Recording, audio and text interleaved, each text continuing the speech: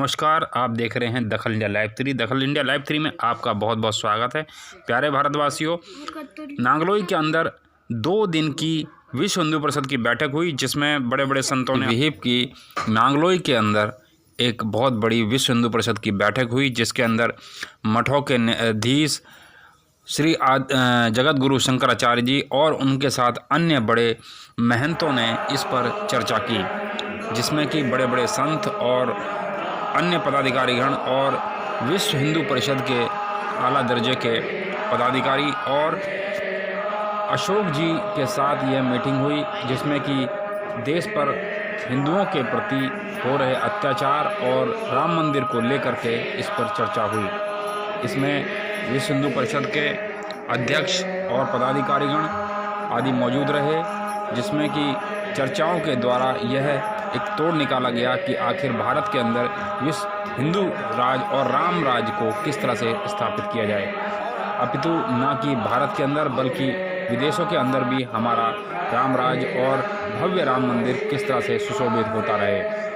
इसका मेन उद्देश्य ये रहा कि हिंदू के प्रति जागृति और इस केंद्रीय सिस्टम में अपने मार्गदर्शन में राम राज्य को किस तरह से स्थापित किया जाए, यह एक बड़ा अहम मुद्दा रहा। इसमें दूर दूर से आए संतों ने इसमें अपना अहम योगदान दिया, जिसमें जगत गुरु भी शामिल रहे और आने वाले समय के लिए उन्होंने भारत को चेताते हुए अपने मार्गदर्शन देते हुए कुछ शब्दों के साथ इस बैठक को संपन्न किया। सर्वसम्मति से ये निर्णय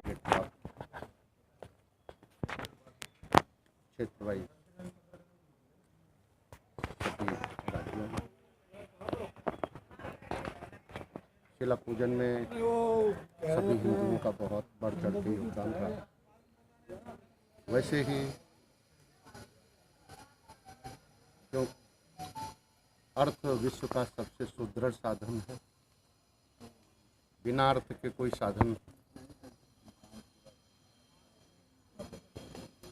संग्रहित नहीं किया जा सकता।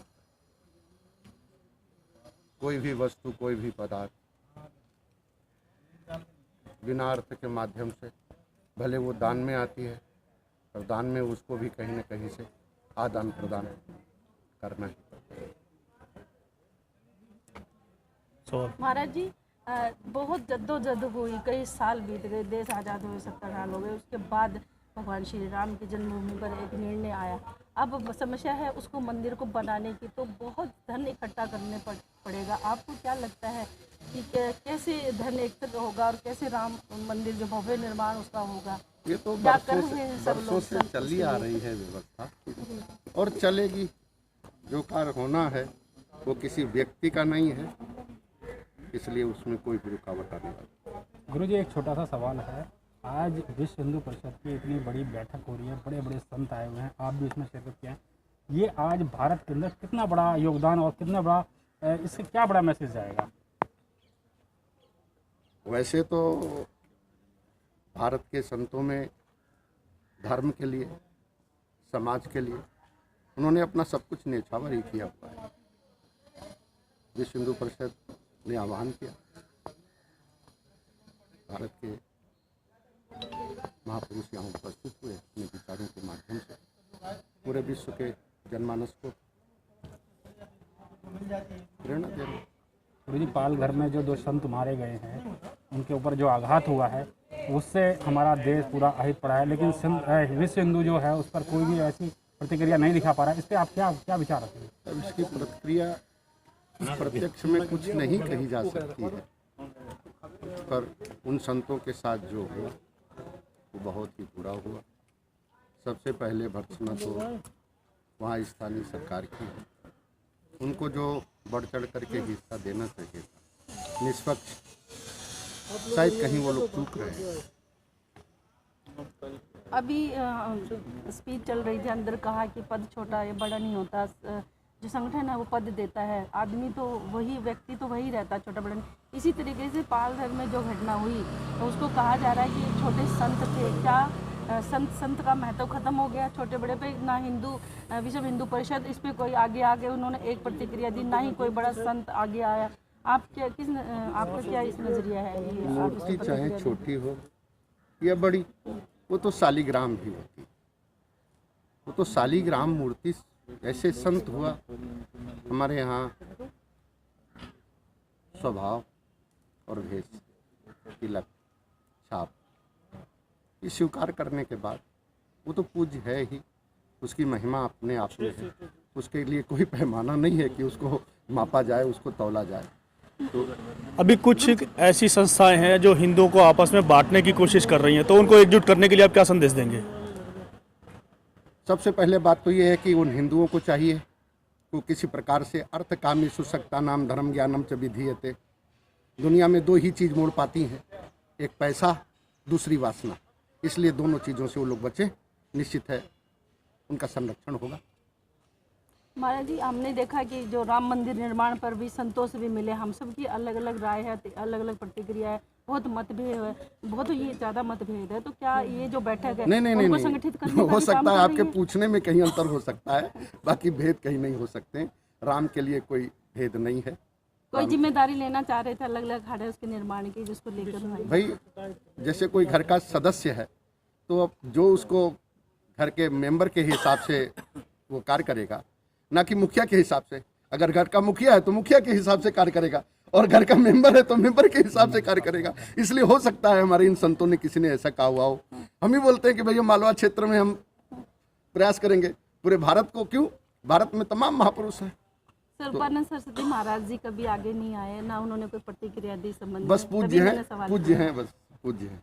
कितने विषय थे आज के चर्चा के? बहुत राम मंदिर निर्माण होने जा रहा है। हिंदुओं की एक बहुत बड़ी धरोहर उनको पुनः प्राप्त हुई है। निश्चित है कि आगे आने वाली पीढ़ियां उससे लाभान्वित होती रहेंगी। इकट्ठा होते थे। आज तो हम एक आनंद की स्थिति में हैं। वह भूमि सुप्रीम कोर्ट के निर्णय के बाद ट्रस्ट बन गया। जिस दिन ट्रस्ट बना उसी दिन शाम को वहां के जिलाधिकारी ने, जो उसके रिसीवर थे, अयोध्या में जो ट्रस्टी थे, उनको बुलाकर वह सारी भूमि श्री राम जन्मभूमि तीर्थ क्षेत्र ट्रस्ट को सौंप दी। अब भव्य मंदिर बनने का काम है। एक नक्शा भी था जो बहुत वर्षों से मंदिर का लेकर हम पढ़ रहे थे। ₹1.25 जब लिया था, 3.25 लाख गांवों में गए थे, तब से उस मंदिर का चित्र लेकर घूम रहे थे और वैसा मंदिर बनाने के लिए वहां कार्यशाला काम कर रही थी। जिस समय यह आशा ही नहीं थी कि मंदिर कैसे कब बनेगा, तब इतनी बड़ी भूमि में श्री एक सार्वजनिक कार्यक्रम का उद्घाटन करें, थोड़ी सी यात्रा करें और एक संदेश लोगों को दें कि 500 साल की प्रतीक्षा हो गई, अब पूरे हिंदू नव जागरण का, नवोन्मेष का ऐसा मंदिर बन रहा है। अभी क्या तय करेंगे, ये तय आप सब करेंगे, पर इतना बड़ा सामर्थ्य समाज का खड़ा करना, मुझे लगता है कि भारत के इतिहास में 4 लाख गांव और 55 करोड़ व्यक्तियों तक जाने का ये पहला अभियान है। मैं कल जयपुर में था। जयपुर में विश्व हिंदू परिषद और संघ के काम के लिए हमने 3 प्रांत बनाए, जयपुर, जोधपुर और चित्तौड़। के बाद में जब दोबारा उनको बुलाया और सोचा कि पूछा क्या विचार किया है, तो मेरे लिए वो बहुत आनंद का समय था जब तीनों प्रांतों में विश्व हिंदू परिषद के कार्यकर्ता ने सबकी सहमति से ये बताया कि हमारे प्रांत में जितने गांव हैं उसमें से कुछ थोड़े गांव ऐसे हैं जो केवल मुसलमानों के, हिंदू एक भी नहीं है। कुछ गांव बेचिराग है। अब बेचिराग के माने आबादी नहीं है। इन दोनों को छोड़ दें जिस गांव में एक भी हिंदू निवास करता है, हम उन सब गांवों तक पहुंच जाएंगे। 15 जनवरी से 27 फरवरी तक तो इस कार्यक्रम का विचार करके इसको एक अंतिम रूप देने की बात जैसा आप आदेश करेंगे वैसा होगा। और आज की पूरी बैठक का विषय यही है। कल बाकी सब बातों पर विचार करेंगे। जिन बातों का पहला विचार करेंगे उसमें एक विषय समरसता का होगा। हाथरस के प्रकरण में हमने देखा है कि भीम और मीम वाली शक्तियां कितनी सक्रिय है, उनको मीडिया का कितना समर्थन है। हिंदू समाज के कुछ वर्गों को बहका करके और भीम और मीम माने अनुसूचित समाज ये मुस्लिम समाज की तरह पिछड़ा हुआ है, हम उसके साथ खड़े हों, ऐसा प्रयत्न होगा। चेन्नई के अंदर एक प्रयत्न संगठित किया, 100 अनुसूचित बस्तियां छांटी और 50 संतों ने कहा हम 2-2 बस्तियों में जाएंगे कामिल नववर्ष पर। आश्चर्यजनक दृश्य उसके बाद हुए।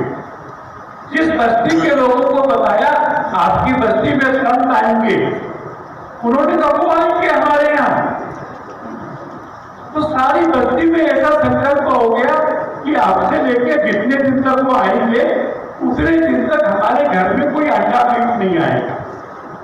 लोगों ने घर साफ किया, दिवाली की तरह साफ किया, गलियां बुहारी, सब सजा दिया। और जब वो पहुंचे उसके पहले तो वहां जो महिलाएं मुसलमान हो गई थी, ईसाई हो गई थी, उन्होंने भी आकर बाकियों से पूछा क्या हम भी आ सकते। इस समरसता का अभियान कैसा चलाएं, इसके बारे में आप हमको मार्गदर्शन करें। अभी जो लव जिहाद की घटना है, अकेले हरियाणा में 250 FIR हुए 1 साल में। और फिर बल्लभगढ़ में जो घटना हुई, उस घटना में वो लड़का जिस हिंदू लड़की से शादी करना चाहता था और वो थ्रू आउट टॉपर थी, बीकॉम फाइनल का पेपर देके निकली, अपहरण करने की चेष्टा की, लड़की ने संघर्ष किया, अपहरण नहीं कर पाए तो गोली मार दी गई, हत्या कर। तो हरियाणा के हर जिले में हमने आंदोलन और सरकार से कहा कि लव जिहाद पर और धर्मांतरण रोकने पर कानून बनाओ। सरकार ने कानून बनाने की घोषणा की। उत्तर प्रदेश में योगी सरकार ने कानून बनाने की घोषणा की। आसाम की सरकार ने कानून बनाने की घोषणा की। कर्नाटक की सरकार ने भी ये घोषणा की। तो लव जिहाद और धर्मांतरण के बारे में देश भर में कितना बड़ा प्रयत्न करना चाहिए। ये कानून अगर देश में सब सरकारें बनाती हैं और इसमें प्रावधान होता है कि शादी के पहले परिवारों को 15 दिन का नोटिस देना है, अगर उसमें प्रावधान होता है कि नियमों का उल्लंघन हुआ तो लड़के को जेल जाना पड़ेगा, तो हम अपने परिवारों को बचा पाएंगे। आप सब लोगों का समाज पर प्रभाव है, आपके उपदेश आपके प्रवचनों से परिवारों में अपनी लड़कियों का ध्यान रखना, उनको हिंदू संस्कार देना, ये विषय करने की जरूरत होगी। तो ये 3 विषय, समरसता का विषय, वापस हिंदू बनाने का विषय। तो आपके लिए जैसा कि आज विश्व हिंदू परिषद की जो आज भी बड़ी बैठक होने जा रही है, काफ़ी बड़े संतों ने आज से की है, ये भारत के लिए कितना बड़ा उद्देश्य है? विश्व हिंदू परिषद का एक केंद्रीय मार्गदर्शक मंडल वो केवल संतों का है। संत तय करते हैं, विश्व हिंदू परिषद क्रियान्वित करता है। तो देश के सब मत पंथ संप्रदायों के 300 से ज़्यादा बड़े संत बताए। राम जन्मभूमि का मंदिर पूरे देश के सहयोग से बने, लगभग 4 लाख गाँवों में जाएं, 11 करोड़ परिवारों में जाएं, माने 50-55 करोड़ समाज के पास जाके साधन इकट्ठा करके मंदिर बनाएंगे, रामत्व फैलाएंगे, इसका भी नेतृत्व संत करेंगे। कल संत इसका भी विचार करने वाले हैं कि लव जिहाद ये हमारे देश के लिए कितना बड़ा खतरा हो रहा है। एक डेमोग्राफिक एग्रेशन है, आक्रमण है ये। धोखे से, लालच से धर्मांतरण भी एक चुनौती है और इसलिए इन दोनों विषयों पर कानून बनाने की हमने मांग की थी। हरियाणा में नीतिका की हत्या के बाद आंदोलन तेज किया था। हमको प्रसन्नता है कि हरियाणा ने, उत्तर प्रदेश ने, कर्नाटक ने, आसाम ने ऐसा कानून बनाना स्वीकार किया। संत लोग इस पर विचार करेंगे कि क्या देश में समस्त राज्य सरकारों से कहें कि वो ये कानून अपने यहाँ बनाएं। अपने परिवार हिंदुओं के ये इकट्ठा रहें, ताकतवर रहें, हिंदू संस्कार के लोग रहें। इसलिए अपनी परिवार व्यवस्था को मजबूत करना और जो समाज कुछ पीढ़ियों में अपने धर्म से चला गया है उनको वापस लौटा के लाना, इन सब विषयों पे विचार करेंगे। और एक अर्णब गोस्वामी के प्रति भी सबका समर्थन और सहानुभूति है। बैठक में टोटल कितने विषय हैं जिन पे चर्चा की जा रही है? मैंने जितने बताए ये सब विषयों पे चर्चा तो बहुत होती है। हमने देखा है हमारी सरकार है हिंदुत्व की पूर्ण बहुमत की सरकार है, बावजूद इसके जो देश के अंदर हो रहा है वो बहुत दुखद है और मांग तो पहले से करते आ रहे हैं। आपको क्या लगता है कि सरकार करेगी क्या कुछ इस तरह का कदम उठाएगी? मैंने आपको कहा कि 4 सरकारों ने तो स्वीकार किया है, हम बाकियों पे भी आग्रह करेंगे। अपना वो है जो हमारे हिसाब से करे, हिंदू के हित में काम करे तो अपना है, इसलिए बाकी सब पर भी दबाव बनाएंगे। हम चर्चा भी करते हैं, हम सफल भी होते हैं। राम मंदिर हमारी सफलता की कहानी है। संतों में भी बहुत मतभेद है, संत भी संगठित नहीं हो पा रहे हैं, तो मतभेद को कैसे खत्म? मतभेद यहाँ नहीं दिख रहा है। हमें लग रहा है कि संत इन विषयों पर एकमत है और इन विषयों पर कहीं मतभेद नहीं है।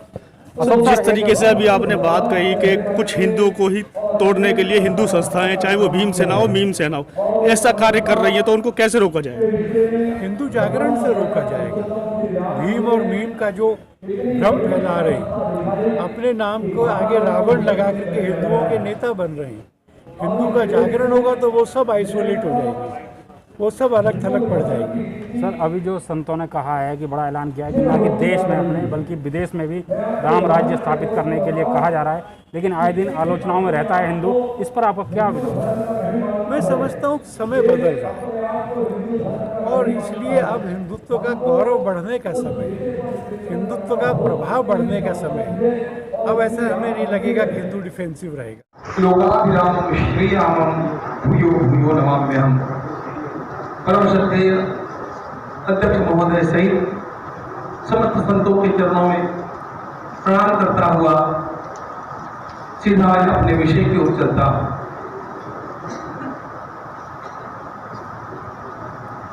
आज हम लोग एक अत्यंत महत्वपूर्ण चिंतन हेतु एकत्रित है। 1 वर्ष पूरा हुआ। 9 नवंबर को पिछले वर्ष भगवान रामलला के पक्ष में उच्चतम न्यायालय का निर्णय आया। पुनः एक बार सारे के सारे राष्ट्रीय समाज में आनंद की लहरें दौड़ने लगी और उसके पश्चात अगली तैयारियां आरंभ हुई। जैसा कि भी माननीय मिलिंद जी ने कहा, चिंतन के लिए विषय तो बहुत सारे हैं और इन विषयों का चिंतन, इन विषयों में मार्गदर्शन आप सब संतों से अपेक्षित ही है। लेकिन सब लोग सब विषयों पर बोलेंगे तो समय नहीं रहेगा, इसलिए भिन्न भिन्न प्रकार के सुझाव भक्ति से देते हैं। सबको लगता है कि ये मंदिर से खत्म होना चाहिए, इसलिए 1 सप्ताह पूर्व न्यास ने अपना एक कार्य किया। सारे के सारे आर्किटेक्ट्स जितने भी स्थपति हैं उन सब कॉल फॉर ऑल आर्किटेक्ट्स इस प्रकार का एक निवेदन वेबसाइट के ऊपर दे दिया। आदि वृत्तपत्रों में भी बताया गया और ये कहा गया देश के और विदेश के भी उन सारे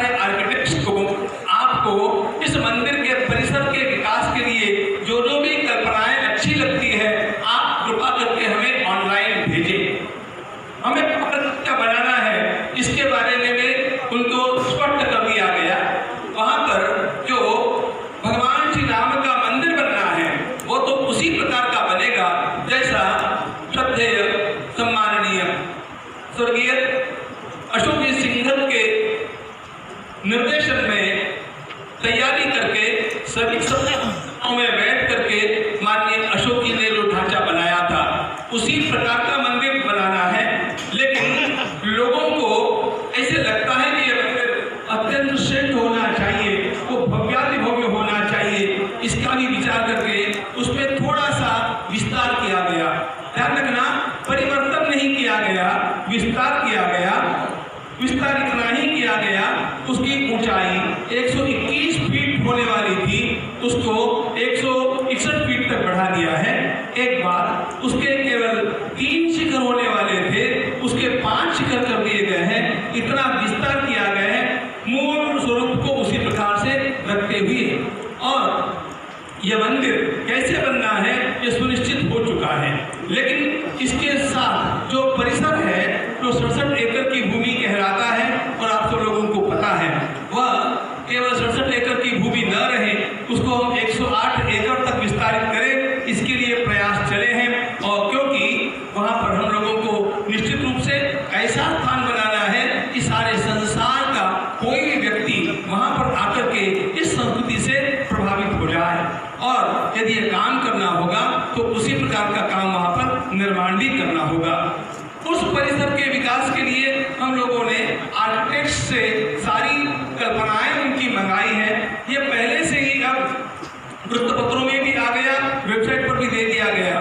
उसमें जो जो बनना है उसके जो प्रमुख बिंदु है मैं आपको बताना चाहता हूँ। पहली बात ये उसमें कही गई है कि यह जो कुछ बनेगा वह हमारे वैदिक वास्तुशास्त्र के अनुसार बनना चाहिए। वैदिक वास्तुशास्त्र का उल्लंघन करने वाला कोई भी कार्य हम वहाँ पर नहीं करेंगे, पहली बात। दूसरी बात, जो ऐतिहासिक और पौराणिक वहाँ पर अत्यंत आदरणीय स्थान है, उनको कोई हाथ नहीं लगाएगा, उनको किसी प्रकार से वहाँ से हटाया नहीं जाएगा। जैसे भगवती सीता जी की रसोई है, कुबेर टिला है, नल टिला है, सुग्रीव टिला है, ये स्थान जस के तस बने रहेंगे। सीता रसोई नाम का जो स्थान है उसका हम लोग नवीनीकरण करना चाहते हैं। और आपको बता दूं, भक्तों के लिए वहां पर भगवती जानकी जी का मंदिर स्वतंत्र बनेगा और सीता रसोई से ही सब लोगों को प्रसाद प्राप्त होगा। इस प्रकार की सब लोगों को जो प्रसाद प्राप्त होना है वो सीता रसोई में ही बनेगा और वहीं से वो मिलेगा, क्योंकि उसी जगन्नाथ माता के बालकों के रूप में हम लोग वहां पर जाते हैं, जाना चाहिए। तो इस प्रकार से उसके विस्तार की जो भूमिका है वह सब लोगों के सामने रखी गई। उन सब आर्किटेक्ट से, स्थपतियों से जो कुछ हमारे पास नक्शे आएंगे उनमें से अपनी एक टीम बैठ करके क्या क्या लेना है उसको निश्चित करेगी और उसको एक अंतिम स्वरूप देगी। उसका ये जो अंतिम प्रारूप हम लोगों की दृष्टि से बनेगा, उसको हम देश के सभी प्रमुख धर्माचार्यों के पास भेजेंगे। कुछ के पास हम स्वयं ले जा करके प्रदान करेंगे, बाकी सबके पास भेजेंगे। आप लोग भी और उन लोगों से भी हम अनुरोध करेंगे कि यह हमने सोचा है, अब इसमें क्या सही है, क्या गलत है, आपका क्या मार्गदर्शन है, इसका निर्देश आप हमें अवश्य दें। लेकिन एक हमारी शर्त रहेगी और वो यह रहेगी कि जो भी निर्देश देना है वो ऑनलाइन अथवा लिखित रूप से दिया जाए, क्योंकि केवल मौखिक दिया हुआ निर्देश किसने इसके लिए कहाँ पर क्या कहा, ये कोई बातें स्थिर नहीं होती है, वो अस्थिर रह जाती है। इसलिए सब लोगों का, सब प्रमुख धर्माचार्यों का इस प्रकार का मार्गदर्शन ग्रहण करके उसमें से जो वहाँ पर ठीक ग्राह्य लगता है उस प्रकार का चयन करके उसके अनुरूप वो मंदिर बनेगा। सबको साथ लेकर के, सबका विश्वास संपादन करके राम जी के मंदिर का विकास होगा, यह हम आपको आश्वासन देना चाहते हैं।